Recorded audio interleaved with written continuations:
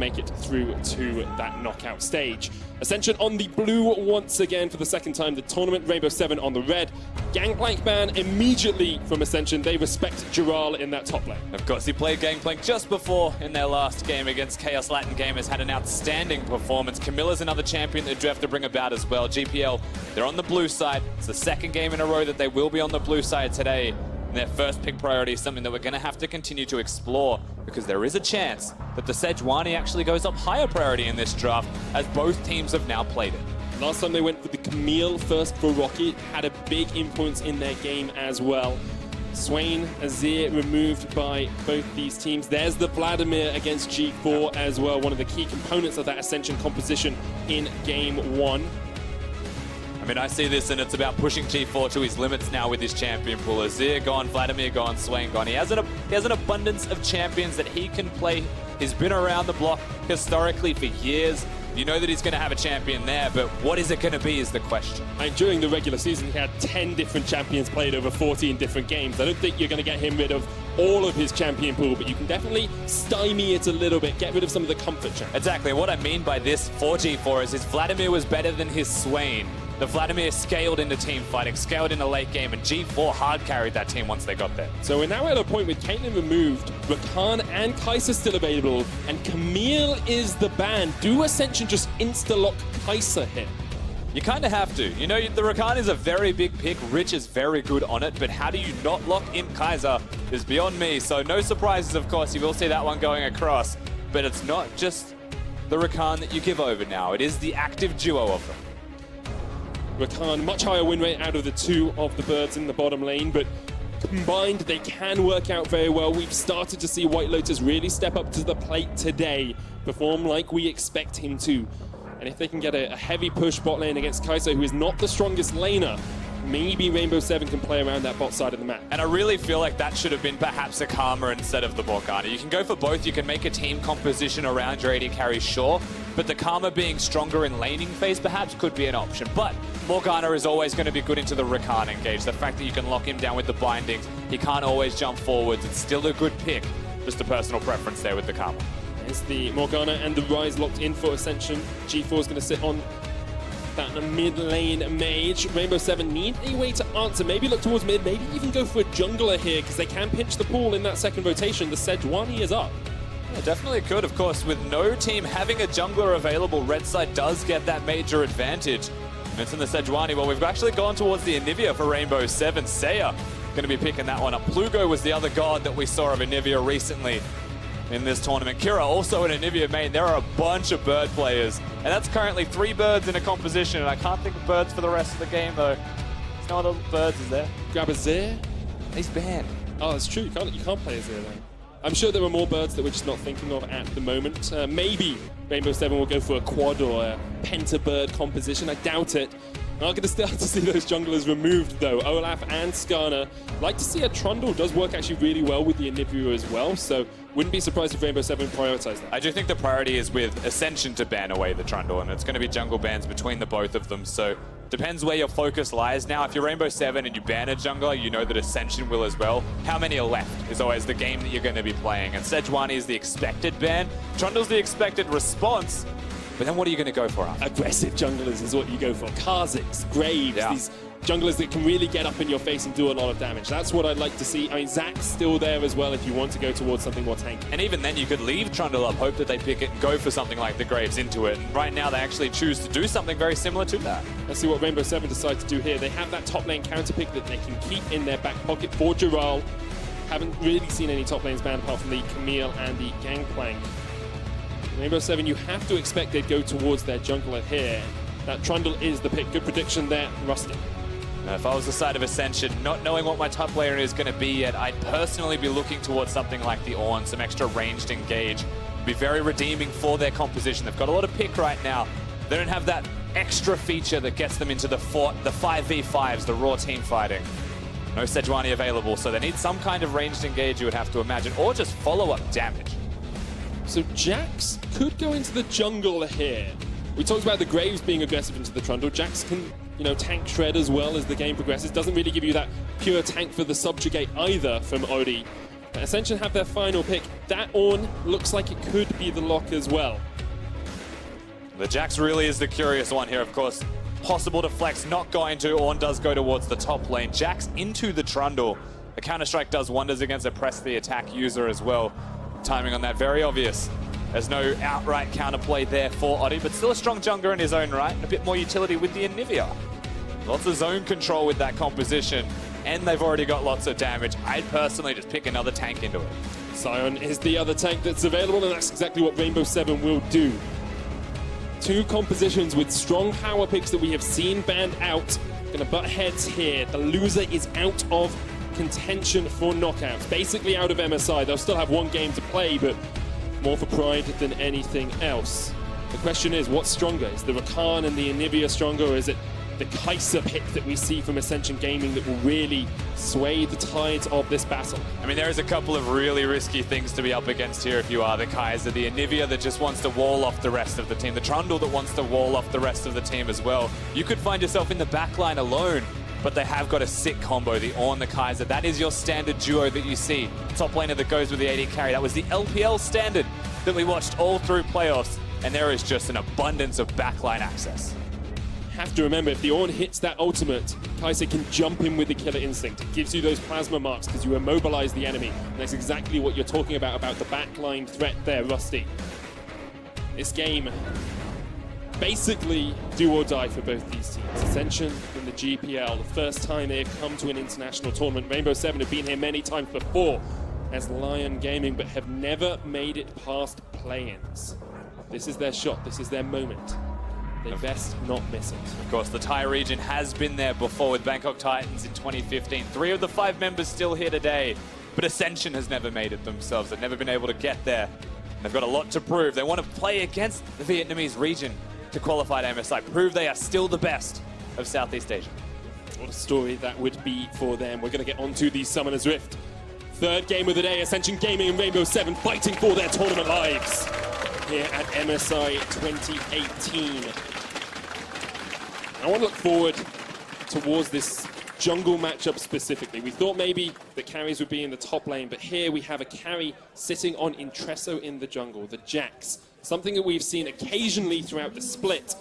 How is it actually going to be able to work for this Ascension lineup? Yeah, what's super curious is we'll have to watch where he actually parts as a jungler right now. Jack's very capable of doing the Raptor camps, yeah, very capable of doing any single camp on Summoner's Rift, but he's also very good at dueling the Trundle. So we mentioned the interaction with Press the Attack, which is your standard keystone of a Trundle, against the Counter-Strike of a Jax. It means that you will be able to out-trade him early and be quite successful in doing so. But it's more about where they want to be on the Rift and why they would get those gank covers early. Aggression goes in first round to Rich. The Ignite comes down as well. So a lot of damage onto Rich. He has to flash away. The flash from Lotus! Rainbow 7 coming out swinging. Such a Zarya Rakan. Doran's shield doesn't even matter for White Lotus. They've just got too much damage between the two of them. The early exhaust doesn't diffuse it. There's now mid lane. It's just everyone's turn to find each other and have a couple of whacks.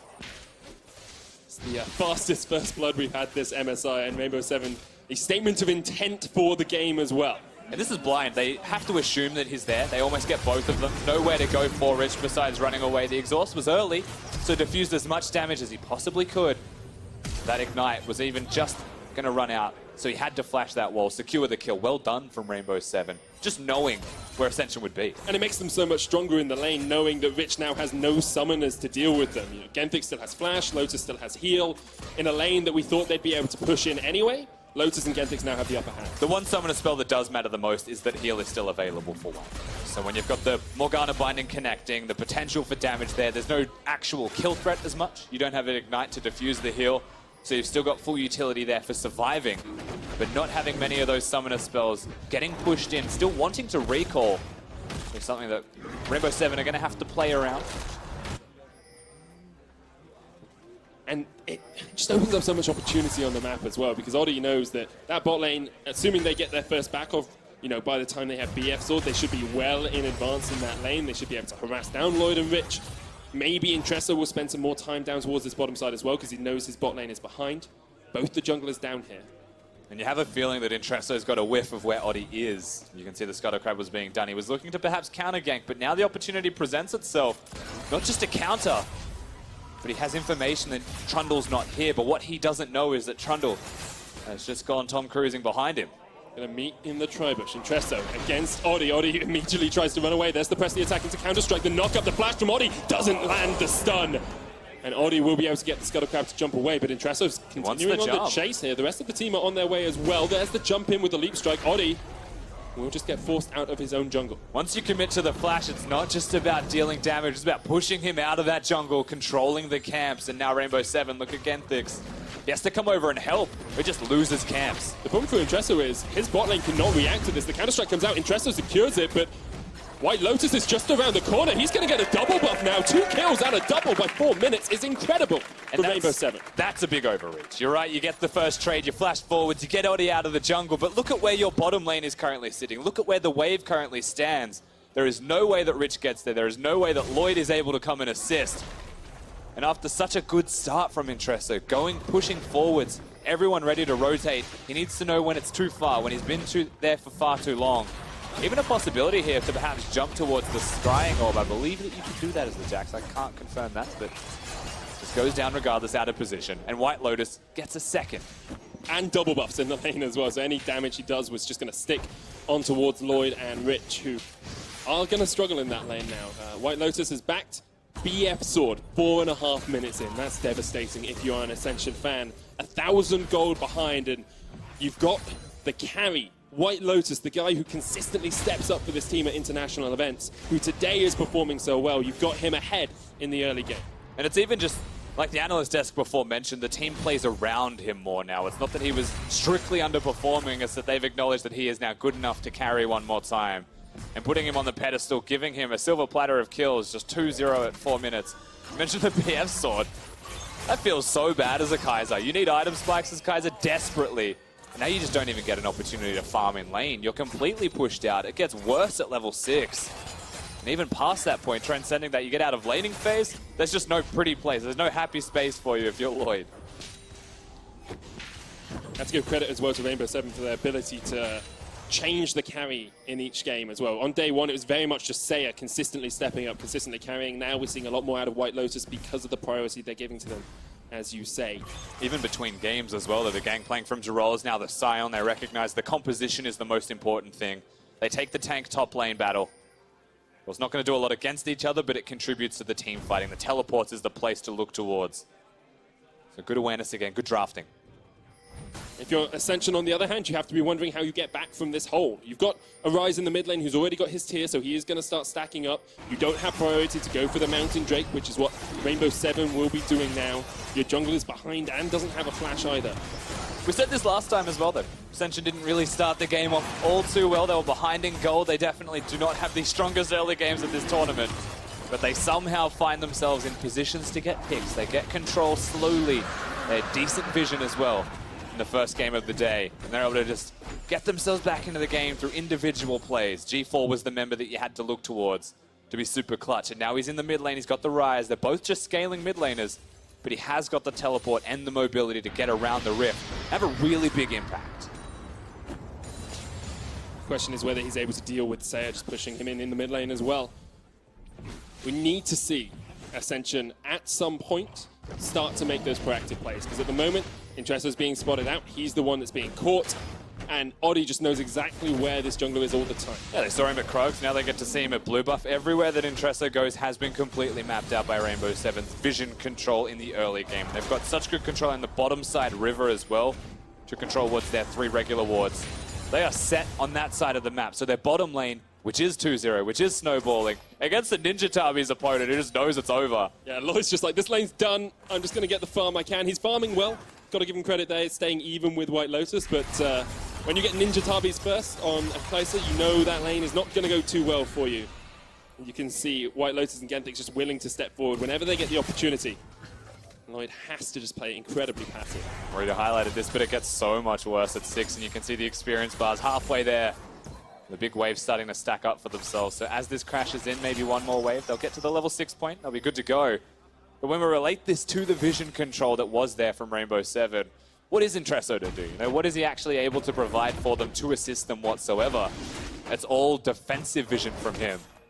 The Tri-Bush is the only access that he has, the only port of entry. But once this is pushed, they'll go ward it, and then it's safe.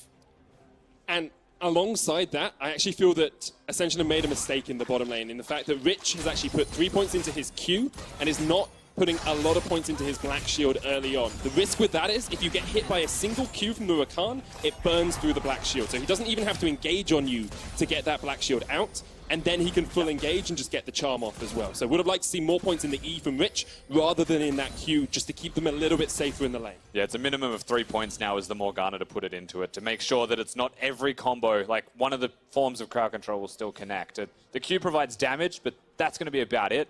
And they're in a position where they are losing in the bush. There's the engage, and there's the dead Morgana. Back to the grave with her. Good kill again from Rainbow 7. I will say no Black Shield's going to save that one. You're just mega dead regardless. You're caught out of position trying to step up. They knew you were, you knew they were there. There's not really something that you're going to do, but someone had to step up. Eventually, you have to make a bad decision. Rainbow 7 force it. And Odi was waiting in the wings as well. That's not the way you want. G4. Maybe just threatening Saya, saying, oh, I can go aggressive. Interessa was coming in from the top side as well, so maybe there's a possibility of a Rune Prison into an engage from Interessa, but he's now on a ward. They want the 2v2. Odi's trying to chomp him over the Lloyd. The dive in the bottom lane as well here from Rainbow 7. The turret's actually about to die. Yeah, White Lotus just needs a couple more auto attacks. Might decide to keep it up for a little bit longer just to try and kill some of those minions, but first tower, 9 minutes in, Rainbow 7, a 2,500 gold lead. They have definitely come out with the intention of snowballing this game away from Ascension. Solo gold even given over to White Lotus for that kills, and you can see it in the itemization choices of Rainbow 7. It's actually Boots of Lucidity rushed by Genthix, so he knows full well that he's going to be leaving lane now. They're going to engage all the time, and they're going to try and track you down and just kill you. It's disgusting. There's a 2,000 gold differential between the AD carries. There is a completed Essence Reaver on White Lotus. There's Ninja Tubby on Lloyd. If you're playing this bot lane, you are just absolutely devastated as an Ascension player to be in this situation. Rainbow 7 now rotate. They say we can get another tower because you just can't match us at this point. It's actually pretty saddening to watch. As an AD carry player, you know full well you're waiting for 3 items, but by then maybe they have 6 items. That's just absolutely desperate. You're looking at the rest of your team, help him in any way you can, but it's at that point where you don't help your AD carry. You just try and shut theirs down and just hope that yours continues to scale and have utility. But that's a Kaiser. That's not a utility-based champion. And it's such a change for Rainbow 7 as well. Last game was slow, was methodical. They were waiting, they were kiting. Here, all-out aggression from minute 1, basically. It was 1.5 minutes in when they got the first blood. Now, they continue to aggress forward, and they continue to put Ascension, who are usually the team on the front foot, onto that back foot. And a team that wants to, get ahead early. They do know what it means to lose and come back into games, even though they want to be ahead early, but there's a limit to everything. And I think we're well past that threshold on coming back into a game through the 2v2 specifically. We mentioned this before, but G4's role now becomes even more important. A 9-minute first turret blood is, you've made a mistake for that to happen at all. And so they've been able to secure that one. They switched to top lane. Ryze needs to be unlocked. Jax needs to be unlocked. They need to find a way in, an entry point. But look at Odi. Just helicopter parent. Always waiting in the wings in case his birds of prey need some help. But at the moment, those birds are flying pretty high in the top lane. Other lanes, not too much has happened. Kind of farming everywhere else. Look at this. Rocky v. Dural. The most exciting lane in League of Legends right now. Both will have a team fight impact, that's for certain. That's true. But would you like to be an Abyssal Mask Ornn? Here's the roam though. This is what G4, this is what you wanted to do. He's coming up in with the Ghost. Rune Prison into Binding, doesn't connect because Genthix was on the trigger quickly with that battle dance. The idea was there. The execution unfortunately misses. Very well done from Rainbow 7 to disengage. So Odi's now here to prevent anything further. In fact, he's going to have a look forwards here. The pillar can be on. Yeah, Rich doesn't have flash. There's the engage. Look at the damage that comes out on towards Rich. He's dead. Teleport's used as well. Going to join the fight, Rocky here, first onto the Forge God, but Dural joins in as well. This is the team fight presence we want. Well, what comes out from Ascension? They just want to try and defend this tower if they can. There's too many numbers now here for Rainbow 7. They don't have the support in Rich anymore. Not enough points in the Black Shield to keep himself through all of the crowd control. Ultimately does go down to the Rakan's engage, even with the awareness to throw it on himself this time around. G4 was the correct move, but the response is there and it's better from Rainbow 7, just because of how far ahead they are and the lane that the pressure was revolving around. And you can see how much this pressure has put Lloyd behind as well. He's about 20, 22, 23 farm behind. Gerald's actually going to engage on G4 in the mid lane. The flash comes out from G4, keeps himself safe for the moment. But he is just monumentally disadvantaged in that lane now as well. We've got a banner from Gerald for extra side lane push as well. And Rocky, one of those tanks that can't really deal with banners too well. He's just going to hit it with his hammer quite a few times. Yeah, doesn't have a banner of himself either. He's actually gone towards the Abyssal Mask, and the big concern for this is, oh god, we get to zoom in and watch this epic battle. Here we go. The turret's the real MVP. Look at those auto attacks. I'd love to know the actual amount of damage that auto attack from Ryze does. I like the way he uses the Q anyway, because I might as well stack my tier while I'm here. It's free tier stacks.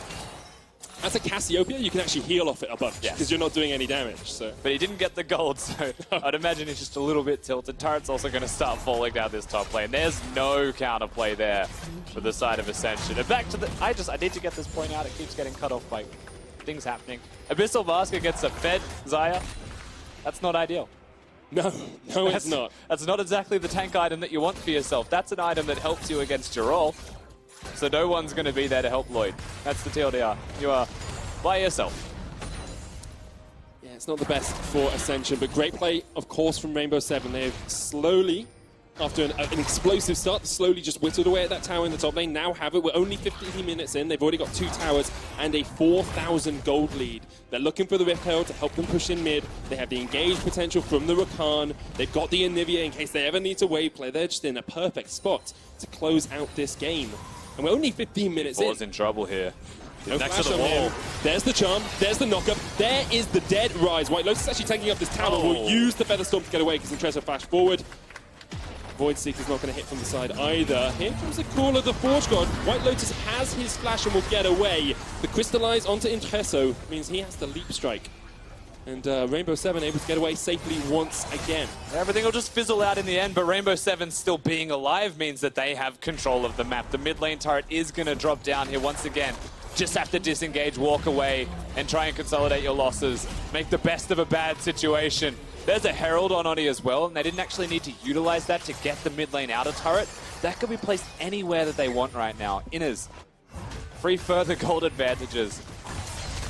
I feel like this could be a faster game than even Supermassive did yesterday if they accelerate this into items and start taking the fights. And a faster game than the last time they played against each other as well. It was a much closer affair. You can see Rainbow 7 were actually behind at that 15-minute mark. Here they are monumentally ahead. Did have good objective control as well, which they are proving once again. Need to see them continue to snowball this away, because if they do give Lloyd a chance to get back into the game, if they give Intresso a chance, if they give G4 a chance, Ascension still have ways of winning this game that relies very much on Rainbow 7 making mistakes. Yeah, they're a pick-style composition with the Morgana, with the Ryze, but ultimately it has to be a big mistake now that gets you caught out of position. We saw an attempt on the top side of the map with Genthix when they sprinted up towards him. G4 was the person being proactive, and that could have actually halted a lot of the momentum the Rainbow 7 had for themselves, but the binding was missed. The target selection was not there. In the end, the gold just continued to accelerate in very Rainbow 7-esque fashion. As of today, they have slowed the pace of the game down. They're placing more focus and control around their vision, around their warding. And they kind of want teams to come to them now instead. But once again, not really moving that vision line up further into the enemy jungle, which is what I'd like to see them do next. Get some deep wards, clear out these wards like Genthix is doing. Just get a little bit more control around the map, because you've still got 3 minutes until Baron spawns. You can move those wards up. If you need to refresh them, you can always go back and set them up once again. Nice to see control wards in the inventory of 3 of their players, though, so they can rejuvenate those wards if they do get taken out. They get a Cloud. Yeah. They're 6,000 gold ahead, and probably just waiting for that Rift Herald into Baron combination that we talked about. Well, if this isn't desperate, I don't know what is. I have a feeling it's not going to work. Finding straight onto Lotus, though. Chesto there. Look at the damage coming out from the Feather Storm, and just the immediate engage. Rich able to flash across the wall. Going to eat a Flash Frost to the face, though. Rich is down. Rainbow 7 still on their way to a perfect game. I've said it now. I probably cursed them, but could be the first perfect game of MSI 2018. Yeah, I saw it a minute ago. I was like, I'm not going to do it. I'm not going to say it out loud. I think 17.5 minutes in, you can say it. I think at that point, you can say it. You know, it happened last time. The last time we said it's going to be a perfect game, someone died in a couple of minutes from that. We'll get to watch what happens here again. There's just not enough damage between a Jax and a Morgana support to take down White Lotus. And because you can use the ultimate on the spot to dodge damage, Etresso just decides that he's getting out of there. Rich uses the spell shield on him, like, go, kill the Xayah. Where are you running? And he's left by himself to die to a nice little flash frost there. One of those top 10 anime betrayals. It's just like, I gave my life to save you. I guess he did survive in the end, so part of it was worth. Such is the life of a support. We do see the banner coming out on Rocky now as well, so he's going to try and answer buffed minion for buffed minion. Rift used in the top lane as well. May have just been timing out, was taken very early into the game, of course, by Rainbow 7, because they had that early rotation as well. Very loud steps. It's a big creature. Yeah, it is. Also just used because the timer was going to run out, so naturally just had to summon that one. Top lane is a place that they should just group up as 5 now for. Why not? When you've got the Herald there, when you are this far ahead, use it, get a free turret. And Gerald can always teleport into the fight as well, so he can split, and then, as you say, join up, have that 5-man group. You've got mid lane priority from Saya. He needs to recall for some mana, I think. He's running a little bit dry. May not want to teleport in with the lack of mana that he has available. I guess he can just stand in front and soak. So this is an interesting decision, not to continue the push in. I guess you know that Rocky's not in the bottom lane, so you want to play a little bit safer. You're trying to get a bit more deep vision in as well, but look at that caster minion go. Caster minion is basically cosplaying the Jhin from the last game. Zoom, zoom, zoom, pew, pew, pew. Is that the sound effects, though, that a caster minion would... I don't know what sound effect magic makes. Whatever sound effects in your imagination, Lester. Fair enough. I just like your imagination's now out loud. It's kind of all I do in my job. So. But good stuff here from Rainbow 7 as they continue to close out this game. Baron up in 30 seconds as well. They have moved that vision line a lot deeper here as well, Rusty. That's exactly what we wanted to see. Which is good that they've actually done that, right? And they do get the turret from it in the end. The Herald sets it up. They do knock it down. But they also slowed the pace of the game down once again, just that little bit further. And it's not that they're unconfident. They've definitely got a lot of confidence to be seen, as that they're choosing to be slow. I mean, I'd be confident when my AD carry has almost twice as much gold as the enemy AD carry. Like, that is an incredible lead, an incredible advantage for White Lotus. Sitting at 2 items now as well. You have to think if a fight erupts at all, R7 would have to make a slew of major mistakes to lose. Yeah, definitely. I mean, the way that it's being played as well, it doesn't look like Rainbow 7 are going to make a mistake in the first place. They want Ascension to come towards them. So every single time Vision has to get placed. And with Baron being available, that is the final nail in the coffin. So you have to go forwards now. You have to actually try and get Vision. And in advance, the wards were placed in the blue side jungle of Ascension by Rainbow 7. So they're very prepared for what is next, the next step being the Baron. They just need to control the wards around that area. And haven't really placed any. No. Well, they kind of got taken out, and now they need to just get a bunch more in. They've got the double sweeper, so they can clear out a bunch of wards around that area if they come out. So you can see it's really White Lotus who has been putting the team on his back this game, but the team has facilitated him by making a nice little backpack, making a nice little carry-all. Genthix is doubling the damage of everyone else as well. That's true. That's why Airy Rakan is OP. Why people need to play him mid. We might be getting one soon if it's true. GBM continues to win with Supermassive. He promised he would. He did. He promised he would play AP Rakan if they'd already solidified their spot in the knockouts. River control is much more in favor of Ascension here. No real wards, as you say, from Rainbow 7. Yeah, but that's it's in their inventory. They're just choosing not to place the wards in the first place, which is a very unusual decision, let's say. They've acknowledged, I suppose, that Ascension are just going to walk in as a 5-man unit. They want them to back away, and then they step up to place the wards. They make sure that all 4 members are here, so that they are strong enough to win a team fight. Ascension tries to get some cheeky picks off, and the way that they've been playing the past couple of minutes, I mean, that's the only option that they've got, is try and stand in a bush, where there is a control ward in that bush, ideally, and just hit a binding. However, they are starting to scale up a little bit as well. Ascension, you know, you've got 2 items on G4, fully stacked rods. Seraph's complete as well. Lloyd has the Ginsu's Rage Blade, so if he can get to that 6-stack mark, if he can get towards that later portion of a team fight, Lloyd can put out a lot of damage. You've almost got a Trinity Force built up on Entresso as well, sitting on the Phage and the Sheen. There are opportunities for Ascension. Not great ones, but they do exist. If ever there was a time in a game where you were this far down in gold to take the fight, it is when you hit the item spikes. That is absolutely correct, but I just wonder, so firstly, why even go Trinity Force when you were this far behind? Not that it's going to do a whole lot for you. You could build a little bit tankier, perhaps stand in front of your team that wants to do as much as they can, last for as long as possible. Here it does tons of damage though, so maybe that is the reason. If you can catch someone out, if you're going for that pick comp, having the extra damage. Well, Baron actually has been started this time. They're sick of waiting around on Vision. Genthix is trying to block it off here, but G4 has a lot of damage. There's the quickness coming out. Baron down to about 3,000, and Rainbow 7 should be able to sneak this one away. And Tressor's not even on the right side of the map. Rainbow 7 get the Baron, an 8,000 gold lead 23 minutes in. They're looking very, very strong here. They need to win this game to stay alive in the tournament, remember. Still have Gambit Gaming yet to face, the undefeated team from day one, who have now lost to Ascension. And you have to think if Rainbow 7 beat Ascension here, they'll be feeling very confident going into camp. They've got momentum, absolutely. So if they start this one up, they get that victory, and it's win and you're in situation here, even for Ascension, losing you're out. That's why everything started to slow down so much today, for certain. From this point with the Baron buff, we mentioned it'd be the final nail in the coffin. We mentioned that a couple of minutes ago at that as well. How far ahead they have been for a significant amount of time. Now we're actually getting big items out from Rainbow 7 as well, not just the Baron.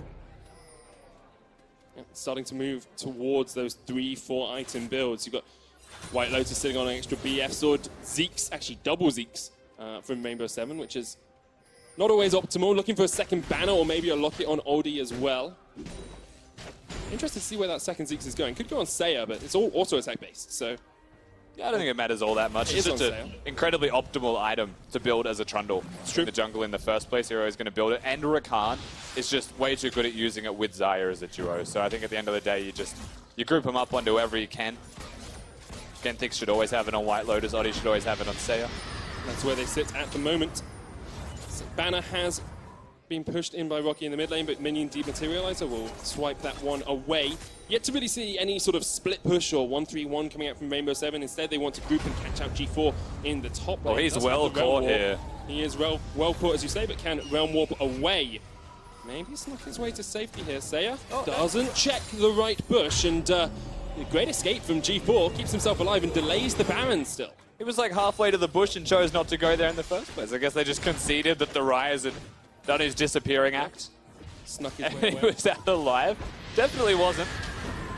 No matter. It's just going to be a Ryze ultimate use and a disengage on the top side. You're still looking towards their first proactive move here. They've got the Baron, but the duration of this Baron has just been completely for naught. Yep, it's down to a minute left, and we talked a few times about Ascension being able to have a slow start and come out in the late game. Well, this is a very slow start, but they still have the opportunity to come back into this game.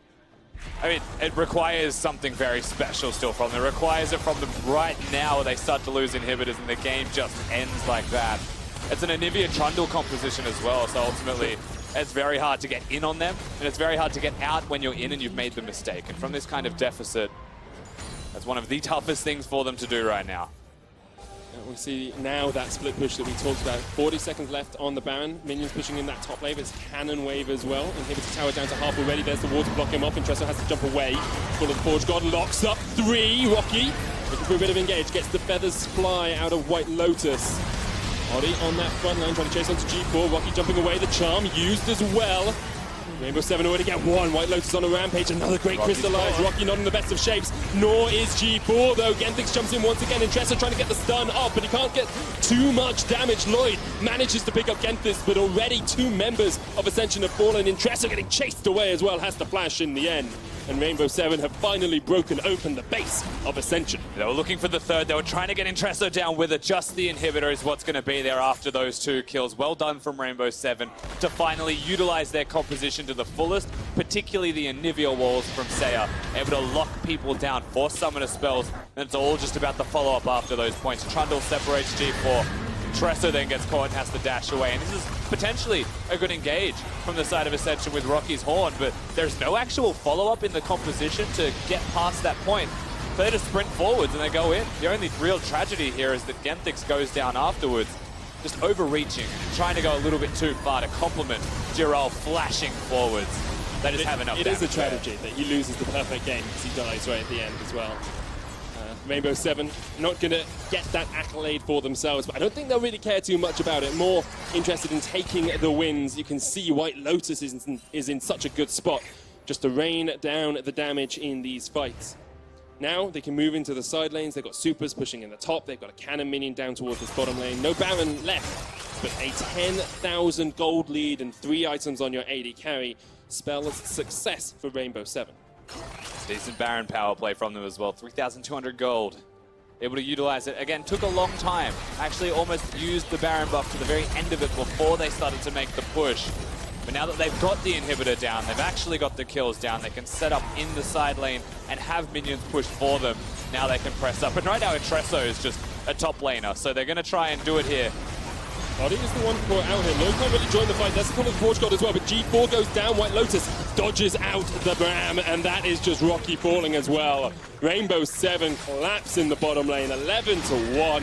They are looking unstoppable. Yeah, they're just getting absolutely slapped around by R7 right now. Ascension just left to die, trying their best to defend, but ultimately their best efforts doesn't actually result in a teamfight victory. They're lucky if they get a single kill. They've had one so far this entire game. Etresso, I don't think he can really achieve anything, but it's that desperation play. He might try and cut them off. This could just be game. Rainbow 7 keeping themselves alive in contention for the knockout. They're on the Nexus Towers. Rich up in 4, G4 up in 12 as well, but Etresso can't even get in the midst of this fight. Gentix off towards the side. Lloyd caught out, but Gerald tanking up the towers as well. White Lotus just wants to focus down the Nexus. He wants that spot in the knockouts, and Rainbow 7 take the win over Ascension.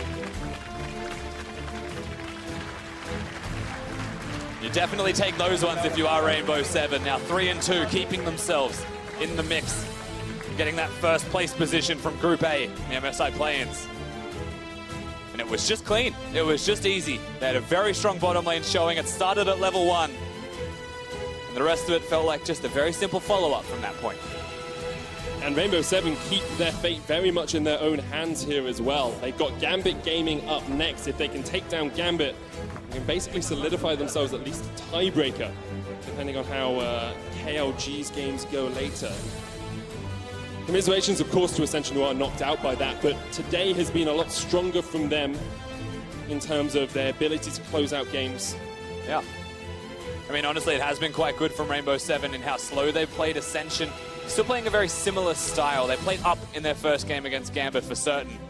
Very strong stuff from G4, but then we saw through the draft adaptation that Vladimir was banned away. Suddenly there's just not a lot of options left for them, and perhaps they ran out of strategies through mid.